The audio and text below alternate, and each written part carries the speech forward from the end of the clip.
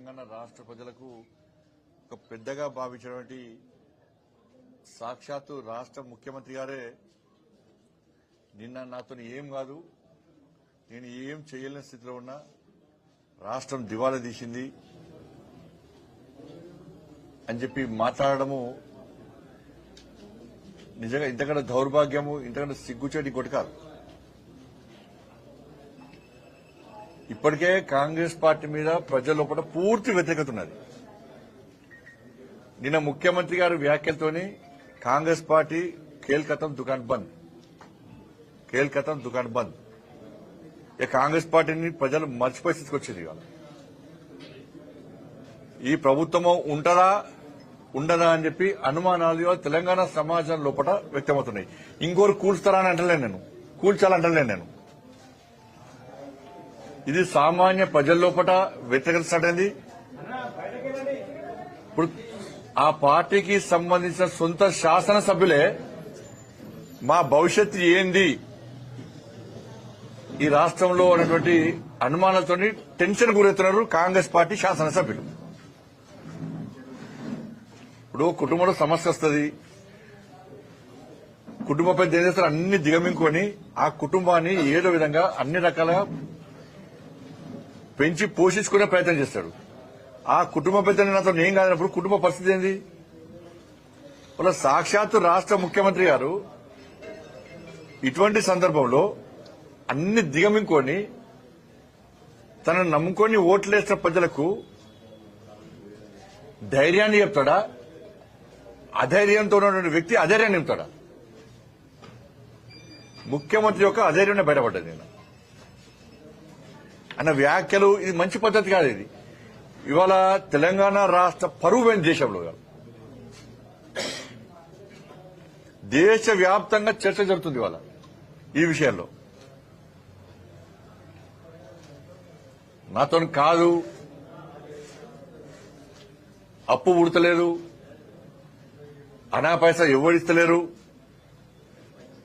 బ్యాంకులో పోతే దొంగ లెక్క చూస్తున్నారు, ఇవన్నీ ఒక ఎత్తు. ఒక ముఖ్యమంత్రి స్థాయిలో ఉన్న వ్యక్తి ఎట్లా అబద్దాలు ఆడినట్ట నిన్న. ఇలా నేను ఎల్లారెడ్డిపేటలో ఉన్నా, మీడియా మిత్రులతో మాట్లాడుతున్నా, మీరే సాక్ష్యం. ముఖ్యమంత్రి గారు ఢిల్లీ పోయినప్పుడు ఎప్పుడన్నా ప్రధానమంత్రి గారు అపాయింట్మెంట్ ఇవ్వలేదా? కేంద్ర మంత్రులు అపాయింట్మెంట్ ఇవ్వలేదా? ఎన్నిసార్లు కలిసినా మీరు ఇచ్చారు. ఢిల్లీకి ఎప్పుడు పోయినా మేమే అనుకుంటున్నాం. ఆయన అనుకున్నా ఏం పెట్టిండు, నేను గిన్నిసార్లు కలిసిన కేంద్ర మంత్రులను, ప్రధానమంత్రిని గిన్నిసార్లు కలిసిన అని చెప్పి ఆయన చెప్పుకున్నాడు. మళ్ళీ ఇప్పుడు ఏమంటున్నాడు, ఈయన పోతానంట చెప్పులెత్తుకపోయేలాగా చూస్తున్నాడు. ఈ చెప్పులెత్తుకపోవడం అర్థం కాదు, నాకైతే అర్థం కాదు. ఇది కాంగ్రెస్ కల్చర్ కావచ్చు. ఇది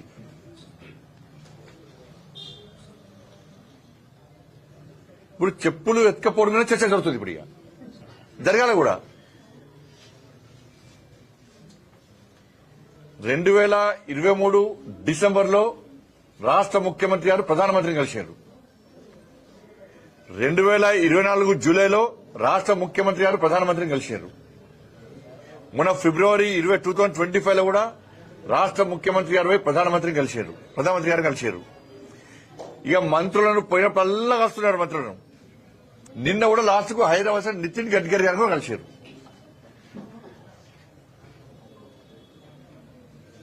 ఎప్పుడు మీకు అపాయింట్మెంట్ ఇవ్వలే, ఎప్పుడు మీతో మాట్లాడలేదు. చెప్పులు ఎత్తుకపోయేటోళ్ళక ఎప్పుడు చూసారు, ఎవరు చూసారు?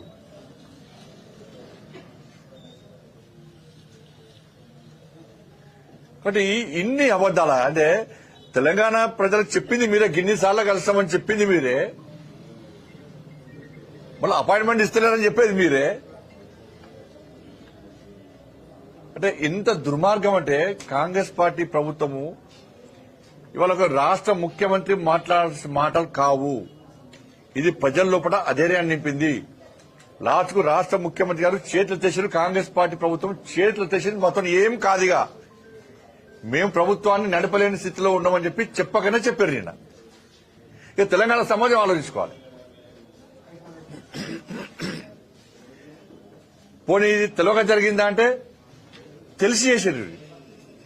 ఇప్పుడు తెలంగాణ రాష్ట్రము అప్పుల పాలైంది. కేసీఆర్ గారు 7 లక్షల కోట్ల రూపాయల అప్పు చేసిండు తెలంగాణ రాష్ట్రాన్ని అప్పుడపాలు చేసిండు, అధోగతి పాలు చేసిండు చెప్పి ఇది కాంగ్రెస్ వాళ్ళు చెప్పిర్రు, మేం చెప్పినాం. ఎలక్షన్ అప్పుడు డబుల్ ఇంజన్ సర్కార్ రావాలని చెప్పి మేము కోరినాం, ప్రజలను ఓటేమని విజ్ఞప్తి చేసినాం. కానీ ప్రజలు ఏం చేసిర్రు?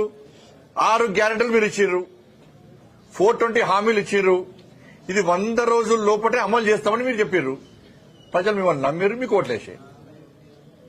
ఇలా ఏమైంది? 6 గ్యారెంటీలు ఇక మేము ఏం చేయలేమంటున్నారు. ఇవాళ 6 గ్యారెంటీలు మేము అమలు చేయలేము, మమ్మల్ని అడగకండి. ఉద్యోగస్తులు ఉపాధ్యాయులు మీరు పీఆర్సీ గురించి కానీ, మీ డిఏల గురించి కానీ, మీ ప్రమోషన్ గురించి కానీ, మీకు వచ్చే బెనిఫిట్స్ గురించి మమ్మల్ని అడగకండి, మేము ఇయ్యలేము, మీ కర్మ అంటున్నారు వాళ్ళు. ఇక 2500 రూపాయలు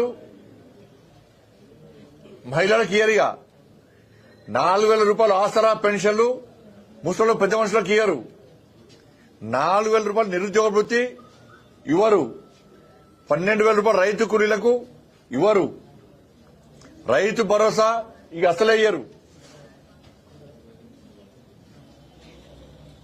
కొత్త ఉద్యోగాలు ఇక ఊసలేదు. ఇక అయిపోయి రాష్ట్ర ముఖ్యమంత్రి చేతులు మొత్తం కాలం చేతులు చేసి ఎవరైనా కూరిగా మీ కర్మ, మీరు ఓట్లేసి మమ్మల్ని గెలిపించరు, మీ చిట మీది, మీ ఇష్టం అంటున్న రాష్ట్ర ముఖ్యమంత్రి దయ చెప్పేసింది. ఇక నిన్న ఇప్పుడు ఎన్నికల సమయంలో కేసీఆర్ అప్పుడపాలు చేసిండు అని చెప్పింది మీరే, మేం చెప్పినా మీరు చెప్పారు. ఏం చెప్పారు? సంవత్సరం లోపట 6 గ్యారెంటీ అమలు చేస్తాం, అప్పులు తీరుస్తామన్నారు. అప్పులు తీరుస్తాము, 6 గ్యారెంటీలు అమలు చేస్తాము, 420 హామీలు కూడా భవిష్యత్తులో అమలు చేస్తాము, ఇచ్చిన వాగ్దానాలను నెరవేరుస్తామని చెప్పి ఏం చేశారు? బాండ్ రాసిచ్చారు. అనేక ప్రాంతాల్లో బాండ్ పేపర్ రాసిచ్చారు. మరి ఏమి చూసి మీరు బాండ్ రాసిచ్చారు? మీరు ఏం ఆలోచించుకొని కేసీఆర్ చేసిన అప్పు తీరుస్తామన్నారు, ఏమో ఆశించి 6 గ్యారెంటీలు అమలు చేస్తామన్నారు చెప్పాలి రాష్ట్ర ముఖ్యమంత్రి గారు. ఇప్పుడు కాంగ్రెస్ పార్టీ నాయకులు చెప్పాలి, ప్రతి ఎమ్మెల్యే చెప్పాలి, రేపటి నుంచి ఏ ఎమ్మెల్యేని వదిలిపెట్టాం, ఏ మంత్రిని వదిలిపెట్టాం, మీరు 6 గ్యారెంటీలు అమలు చేయలేమని చెప్పి రాష్ట్ర ముఖ్యమంత్రి గారు చెప్పారు. రేపు జిల్లాల వారీగా, మండలాల వారీగా శాసనసభ్యులు, మంత్రులు, కాంగ్రెస్ పార్టీ నాయకులు ఇలా ప్రజలు సమాధానం చెప్పాల్సి వస్తుంది. ప్రజలు నిలదీస్తారు. ఇవాళ ఆశామాషి ప్రజలు నిలదీస్తారు. ఏదో కేసీఆర్ 10 సంవత్సరాలు ఊకతోప్పుడు ఉపన్యాసాలు ఇచ్చిండు, మోసం చేసి పోయిండు, మేము కూడా అట్నే చేస్తామంటే కేసీఆర్ కు ఆలస్యంగా బుద్ధి చెప్పారు. కానీ కాంగ్రెస్ పార్టీకి వెంటనే బుద్ధి చెప్పడానికి ప్రజలు సిద్ధంగా ఉన్నారు. వెంటనే ఇవాళ తెలంగాణ రాష్ట్ర వ్యాప్తంగా చర్చ జరుగుతుంది రాష్ట్ర ముఖ్యమంత్రి గారి వ్యాఖ్యలు చూసిన తర్వాత.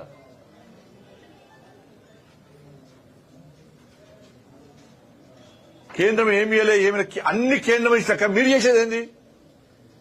ఇచ్చేదంతా కేంద్రమే. శ్వేతపత్రం విడుదల చేయమన్నాం, మేం చేస్తామన్నాం, ఏమైంది? వాళ్ళు నిన్న కూడా 6,000 కోట్ల రూపాయల అభివృద్ధి పనులు ప్రారంభించారు. నిన్న ఒక్క నేషనల్ హైవేస్ కే తెలంగాణ రాష్ట్రంలో 1,25,000 కోట్ల రూపాయలు ఖర్చు పెట్టాం. నేషనల్ హైవేస్ కే. రైల్వేస్ అభివృద్ధికి, రైల్వే కొత్త నిర్మాణాలు, రైల్వే స్టేషన్లకు 32,000 కోట్లు ఖర్చు పెట్టినాం తెలంగాణ రాష్ట్రానికి.